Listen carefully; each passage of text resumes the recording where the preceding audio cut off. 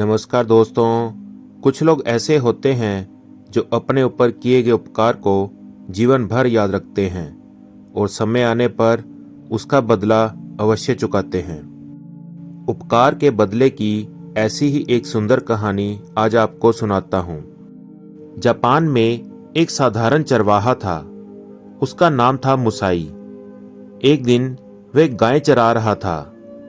एक बगुला उड़ता हुआ आया और उसके पैरों के पास गिर पड़ा। मुसाई ने बगुले को उठा लिया। शायद किसी बाज ने बगुले को घायल कर दिया था। उजले हुए पंखों पर खून के लाल लाल बिंदु थे। बेचारा पक्षी बार बार मुख फाड़ रहा था। मुसाई ने प्यास से उस पर हाथ फेरा और जल के समीप ले जाकर उसके पंख धोए। थोड़ा पानी उसकी चोंच में भी डाल दिया।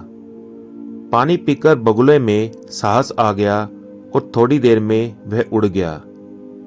इस घटना को गुजरे अभी कुछ ही दिन हुए थे कि एक सुंदर धनवान लड़की ने स्वयं आकर मुसाई की माता से शादी के लिए प्रार्थना की और उससे मुसाई का विवाह हो गया।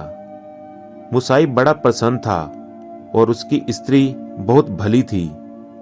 वह मुसाई और उसकी माता की मन लगाकर सेवा करती थी। वह घर का सब काम अपने आप कर लेती थी। मुसाई की माता तो अपने बेटे की स्त्री की गांव भर में प्रशंसा ही करती फिरती थी।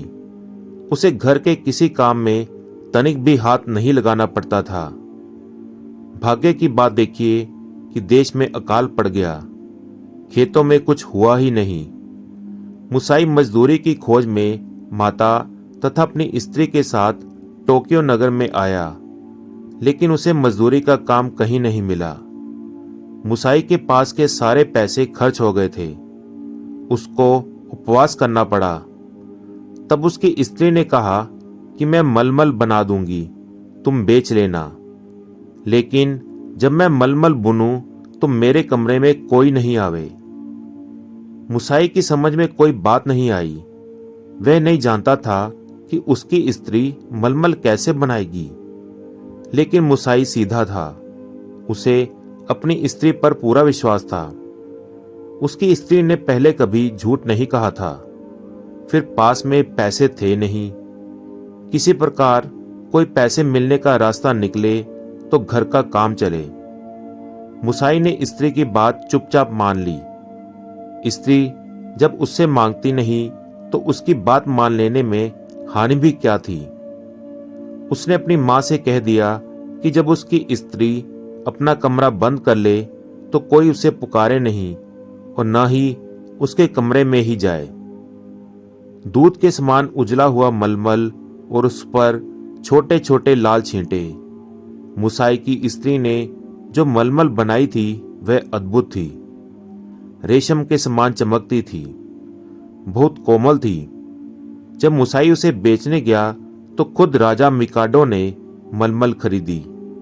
मुसाई को सोने की मुहरें मिली। अब तो मुसाई धनी हो गया। उसकी स्त्री मलमल बनाती और वह बेच लाता। एक दिन मुसाई ने सोचा कि मेरी स्त्री न रुई लेती है और न रंग, वह मलमल कैसे बनाती है। मुसाई छिपकर खिड़की से देखने गया। जब स्त्री ने मलमल बनाने का कमरा बंद कर लिया था, मुसाई ने देखा कि भीतर उसकी स्त्री नहीं है। एक उजला हुआ बगुला बैठा है। वह अपने पंख से पतला तार नोचता है और पंजों से मलमल बुनता है।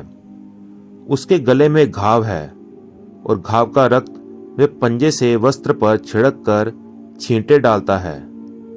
मुसाई ने समझ लिया कि ये वही बगुला है जो स्त्री बना है और उपकार का बदला दे रहा है।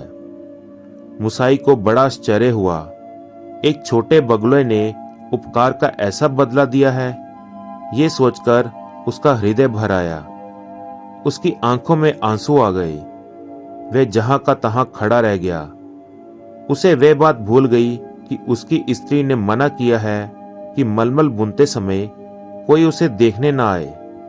उसे तो यह भी याद नहीं रहा कि वह यहाँ क्यों खड़ा है। इसी समय मुसाई की माता ने पुकारा। तभी मुसाई बोल पड़ा। ये सुनकर बगुला एकदम चौंका और खिड़की से उड़ गया। इसलिए कहते हैं कि जो जीवों पर दया करता है उसे अवश्य बड़ा लाभ होता है। तो दोस्तों, कैसी लगी आपको ये कहानी?